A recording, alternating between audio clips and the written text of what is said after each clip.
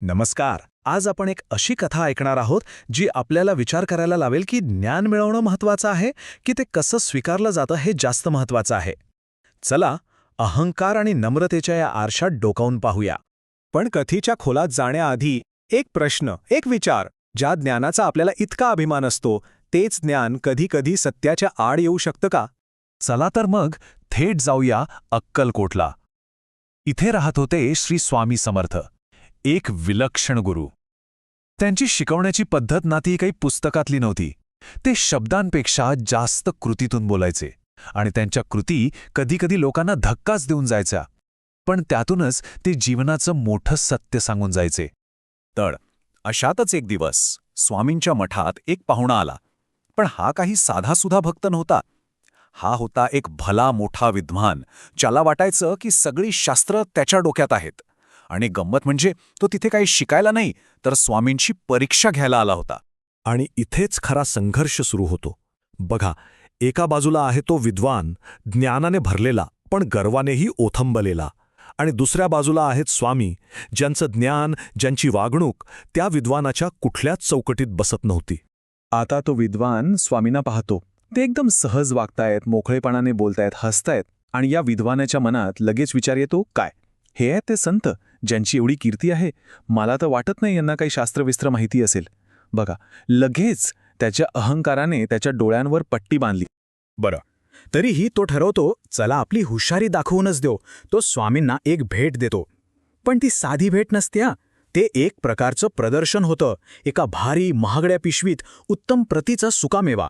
जणू काही तो आपली श्रीमंती आणि आपलं ज्ञानच स्वामींपुढे ठेवत होता. आणि आता बघा काय होतं. जे घडतं त्याची त्या विद्वानाने कल्पनाही केली नसेल. स्वामी ती भेट घेतात, शांतपणे पिशवी उघडतात आणि त्यातला तो सगळा मौल्यवान सुकामेवा उचलून थेट मातीत फेकून देतात. हो, मातीत.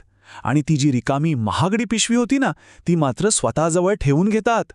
हे बघून तो विद्वान तर संतापाने लालबुंद होतो. त्याचा अहंकार पार दुखावला जातो. तो एकदम रागाने स्वामींना विचारतो, हे काय केलं तुम्ही? एवढा चांगला सुकामेवा फेकलात आणि ही फडतूस पिशवी ठेवून घेतली. विद्वान इतका तापलेला, पण स्वामी एकदम शांत. त्यांच्या चेहऱ्यावर एक स्मित हास्य होतं. जणू काही ते याच क्षणाची वाट बघत होते, खरा धडा शिकवण्यासाठी.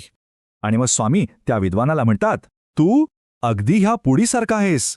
तुझं ज्ञान आहे ते ह्या सुकामेवेसारखं मौल्यवान आहे, पण ते तू अहंकाराच्या, गर्वाच्या जाड वेष्टनात गुंडाळून आणलं आहेस. बघा, किती सोपं पण किती खोल रूपक होतं हे. तो सुकामेवा म्हणजे काय, तर त्या विद्वानाचं ज्ञान, आणि ती बाहेरची महागडी पिशवी तो होता त्याचा अहंकार, त्याचा गर्व. स्वामींना तो सुकामेवा नको होता, कारण तो गर्वाने माखलेला होता. त्यांना हवी होती ती रिकामी पिशवी, जी नम्रतेचं प्रतीक होती. एक असं रिकामं पात्र ज्यात खरं ज्ञान सामावू शकतं. आणि तो एक क्षण, फक्त एका क्षणात त्या विद्वानाचा सगळा राग, सगळा अहंकार वितळून गेला. त्याला स्वामींच्या कृतीत, त्यांच्या शब्दांत स्वतःचं प्रतिबिंब दिसलं आणि तो थेट स्वामींच्या चरणी नतमस्तक झाला. ही कथा आपल्याला एका महत्त्वाच्या शब्दाची ओळख करून देते, अहंकार. हाच तो मीपणा जो आपल्याला सत्य बघण्यापासून रोखतो. आपल्या ज्ञानावरचा फाजील अभिमान जो आपल्याला पुढे शिकण्यापासून थांबवतो. तर मग या एका छोट्याशा प्रसंगातून आपण काय शिकलो? पहिलं, बुद्धीपेक्षा नम्रता मोठी आहे. दुसरं, अहंकार हा सत्याच्या मार्गातला सर्वात मोठा अडथळा आहे. आणि तिसरं म्हणजे कितीही ज्ञान मिळवलं तरी शुद्ध मनाची सर कशालाच नाही. आणि जाता जाता ही कथा आपल्यासमोर एक प्रश्न उभा करते. आपण आपल्या आयुष्यात अशा कोणत्या रिकाम्या पिशव्या घेऊन फिरत आहोत? आपलं कोणतं ज्ञान, कोणतं कर्तृत्व असं अहंकाराच्या वेष्टनात गुंडाळलेलं आहे, जे आपल्याला खरंच सत्य अनुभवण्यापासून दूर ठेवतंय? जरा विचार करून बघा.